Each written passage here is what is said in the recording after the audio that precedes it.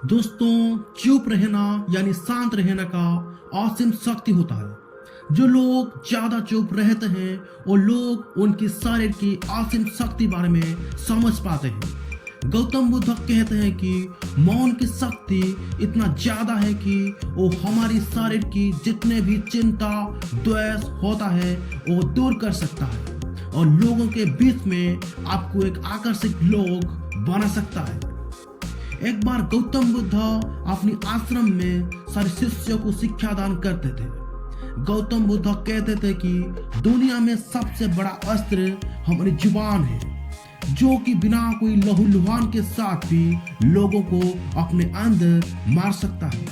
हमारी शब्द हमारी ताकत है, हमारी शब्द हमारी कमजोरी भी हो सकता है अगर हमको पता नहीं कब कहाँ कितना बोलना चाहिए।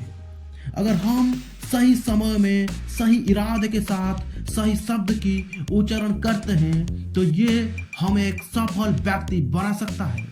अगर हम समय में सही इरादे के साथ सही शब्द की उच्चारण नहीं करते हैं तो ये हमारे जीवन को नर्क जैसा बना सकता है। दोस्तों, आज इस वीडियो में मैं आपको बताने वाला हूँ आप कैसे चुप रहने के साथ अपने जीवन में बदलाव ला सकते हैं। आपको चुप रहने का शक्ति बारे में आपको इस वीडियो से मैं आपको बताने वाला हूँ। वीडियो को शुरू करने से पहले कमेंट में ओम नमः बुद्धाय लिख के लाइक जरूर करें। सो फ्रेंड्स, चलिए इस स्टोरी को शुरू करते हैं। दोस्तों, जापान में बहुत ही विख्यात ऋषि रहते थे। उनका नाम रिसाई था। रिसाई हमेशा अकेले रहते थे, दुनिया से बहुत ही दूर होकर एक जंगल में रहते थे।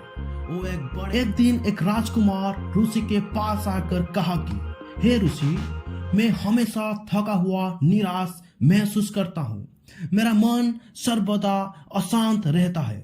हालांकि मेरे पास दौलत पैसा सब कुछ है, सब कुछ होने के बाद भी मेरा मन शांत नहीं रहता है।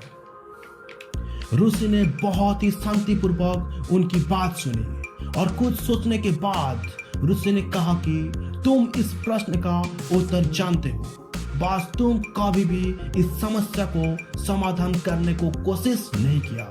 उसके बाद ऋषि ने कहा कि मैं एक रिसर्च करना चाहता हूँ, क्या तुम मुझे तुम्हारा साथ मुझे दोगे? इस रिसर्च के बाद तुम्हारे जीवन में कोई भी चिंता कोई भी समस्या नहीं रहेगी।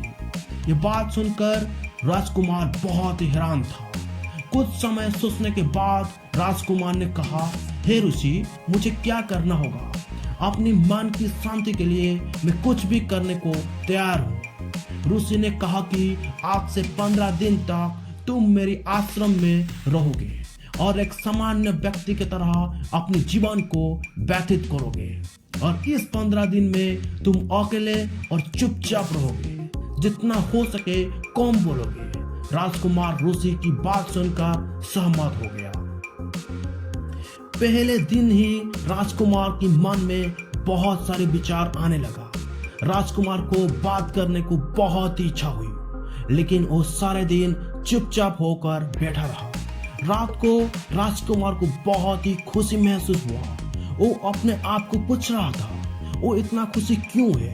अगले दिन राजकुमार उसकी आसपास प्रकृति को देखकर उसको बहुत ही अच्छा लगा। उसको पहली बार ही महसूस हुआ कि प्रकृति कितने सुंदर होते हैं। उसको बहुत ही अच्छा लगा। ऐसे ही 10 दिन बीत गया। 10 दिन की बाद में ऐसा देखा गया कि राजकुमार के जीवन में जो अशांति की काला बादल थी वो पूरी तरह से शांत पड़ गई थी। उसकी विचार सोचने की तरीका पूरी तरह से बदल चुका था। 11 दिन का शुरुआत में राजकुमार घर की एक कोने में बैठे थे।